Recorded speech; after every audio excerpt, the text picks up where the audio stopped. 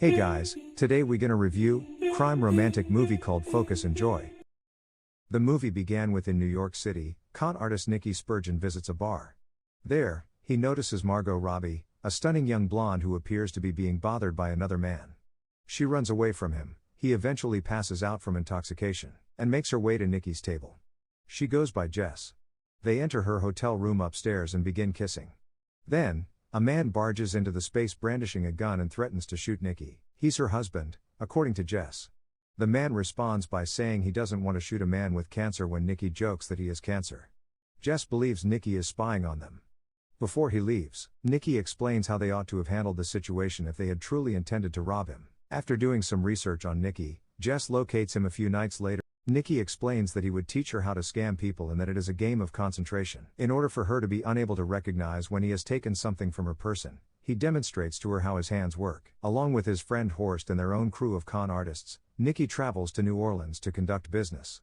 There are a lot of people in the city because it is Super Bowl week. Jess goes down with them to rehearse their con game. They lead her through the packed streets where they rob unsuspecting individuals of their watches, wallets, and other valuables. For another round, they also take Jess into a hotel casino.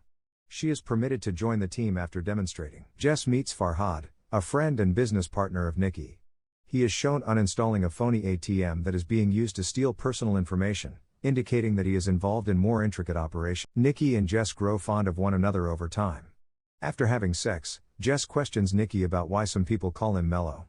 He claims that his father used to refer to him as that because he thought he was marshmallow soft. Nicky addresses the players the evening before the big game and congratulates them on a record-breaking week, totaling $1.2 million.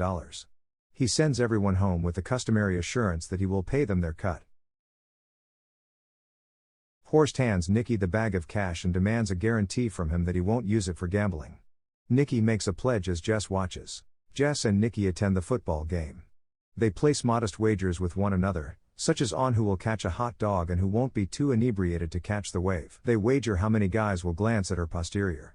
Nicky wagers 3, while Jess wagers 8. Mr. Liuyan, B.D. Wong, an inquisitive player, enters the game and wagers 5. As she passes, 7 men inspect her, with Jess being the closest. Liuyan continues to wager on the game with Nicky, nearly pleading with him to participate when Nicky tries to withdraw. Nicky loses $1,000 playing. Even though Jess tells Nicky they should just leave, the bets increase as the two men quadruple their wagers. It appears that Nicky has had enough after losing $100,000 and is set to leave. Nicky places his whole remaining wager, $1.1 million, on a straightforward high card draw after Mr. Liuyan prods him to do so. They win everything when Liuyan chooses the card with the highest number. Nicky and Jess are inconsolable. Nicky decides not to leave and instead doubles the wager once more. He instructs Liuyan to choose any player on the field, with almost insurmountable odds that he will determine who it is. Mr. Liuyan declines because he believes he is insane and does not wager on the insane. Nicky sweetens the deal by promising that she will select the player who Liuyan noticed. Liuyan chooses a player because he can't refuse free money. They have an opportunity to retreat as Liuyan stares through the binoculars while Jess frets. Nicky encourages Jess to make her decision as she turns to gaze at him, obviously pleading with him to use this moment to back out. Jess once more cautiously surveys the participants. She suddenly notices Farhad, who is donning a jersey with the number 55 on it. She chooses him with a smile, and to everyone's astonishment, that is the right response. Having a lot of money now, Nicky tells Jess that this was planned from the start of the day during the cab journey home. He set it up such that Liuyan would see the number 55 throughout the day, subtly encouraging him to choose that number when the time was appropriate because he was aware that Liuyan is a notorious gambler. Nicky then signals for the cab to stop as another vehicle approaches from behind. He tells the cabbie to take Jess to the airport. He leaves her with her share of money and departs without another word, leaving Jess confused and heartbroken.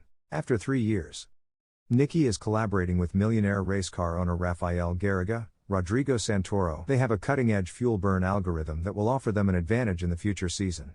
However, Garriga worries that this won't be enough, so they have a plan for Nicky to act as a dissatisfied former employee of Garriga and sell a false version to McEwen. Nicky goes to a party at Garriga's mansion where he sees Jess for the first time since he left her, descending the staircase in a stunning red dress.